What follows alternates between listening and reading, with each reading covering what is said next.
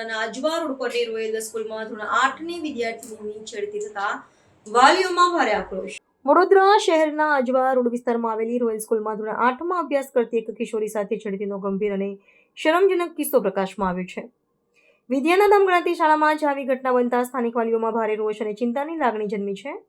પ્રાથમિક વિગત અનુસાર આ હિચકારું કૃત્ય શાળામાં જ અભ્યાસ કરતા અન્ય એક વિદ્યાર્થીના વાલી દ્વારા આચરવામાં આવ્યું હોવાનો સનસનીખેજ આક્ષેપ કરવામાં આવ્યો છે, જેના કારણે શિક્ષણ જગતમાં ખળભળાટ મચી ગયો છે।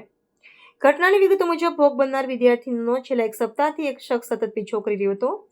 આરોપી વ્યક્તિ જે શાળાના જ અન્ય એક વિદ્યાર્થીનો પિતા હોવાનું કહેવાય છે, તે વારંવાર વિદ્યાર્થીનીની પાછળ જતો હતો અને તેની સાથે અશોભનીય તેમજ બીભત્સ વર્તન કરતો હતો। શરૂઆતમાં વિદ્યાર્થીની આ બનાવથી અત્યંત ભયભીત થઈ ગઈ હતી, પરંતુ પરિસ્થિતિ અસહ્ય બનતા તેણે હિંમત એકઠી કરી આ સમગ્ર ઘટનાક્રમ અંગે પોતાના માતા પિતા તેમજ શાળાના શિક્ષકોને જાણ કરી હતી। વિદ્યાર્થીની દ્વારા કરવામાં આવેલી ફરિયાદને પગલે શાળા શિક્ષક સંચાલકો પણ ચોંકી ઉઠ્યા હતા। બનાવની ગંભીરતાને ધ્યાનમાં લઈ શાળા પ્રશાસને તાત્કાલિક ધોરણે ઉચ્ચ સ્તરીય તપાસના આદેશો આપ્યા છે। આ ઘટનાને પગલે વિદ્યાર્થીનીઓની સલામતીનો મુદ્દો ફરી એકવાર ચર્ચાના કેન્દ્રમાં આવ્યો છે અને રોષે ભરાયેલા વાલીઓએ આરોપી સામે કડક કાનૂની કાર્યવાહી કરવાની માંગણી કરી છે। शाला संचालन द्वारा पण खातरी आपवामां आवी छे के आ मामले योग्य तपास करी जवाबदारों सामे पगला लेवामां आवशे। 10 साल की लड़की है, उसके पीछा कर रहा है 15 दिन से और कल उसको पर्ची में लिख के नंबर डाल रहा है, उसको छेड़ने की कोशिश कर रहा है। इसका बच्चे की छुट्टी जल्दी होती है, फिर भी वो लड़की को देखने के लिए खड़ा रहता है। जब तक लड़की सोसाइटी में नहीं घुसी हुई उसका पीछा करता है।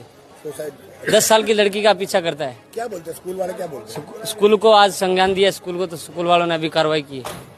इसको मारा गया है तो क्या चीज हुई है, क्या हुई? अभी एक्सेप्ट नहीं करा, बोला मैंने कुछ किया ही नहीं। इसका लड़का है छोटा, वो एक्सेप्ट कर रहा है, गलती स्वीकार कर रहा है कि मेरा बाप 15 दिन से पीछा कर रहा है। વાત એવી છે કે જે વિદ્યાર્થીની મારી સ્કૂલમાંથી છૂટીને બહાર જતી હતી તો બીજા એક છોકરાના પેરેન્ટ જેને લેવા આવતા હતા, એટલે છોકરીને એવું લાગ્યું કે આ પેરેન્ટ એને ફોલો કરે છે અને વારંવાર એની સામે જુએ છે અને છેલ્લે છોકરીએ અમને કમ્પ્લેન નહોતી કરી, છોકરીએ વાલીને ડાયરેક્ટ કમ્પ્લેન કરી। એટલે ત્યાં સુધી અમને કંઈ ખબર નહોતી અને પછી જ્યારે વાલીને કમ્પ્લેન કરી તો બીજા દિવસે વાલી બધા ભેગા થયા અને પેલા ભાઈ એમના છોકરાને લેવા આવ્યા ત્યારે એ લોકોએ અંદર ઝપાઝપી કરી, થોડી વધારે વાત થઈ। પછી વાલી લોકો બધા અંદર આવ્યા અને અમને કીધું એ પેરેન્ટને બોલાવો। તો હવે એ પેરેન્ટને અમે બોલાવ્યા પણ એમણે ફોન નહીં ઉપાડ્યો, એટલે પછી અમે એમને એડ્રેસ બી આપ્યું કે ભાઈ આ એડ્રેસ છે।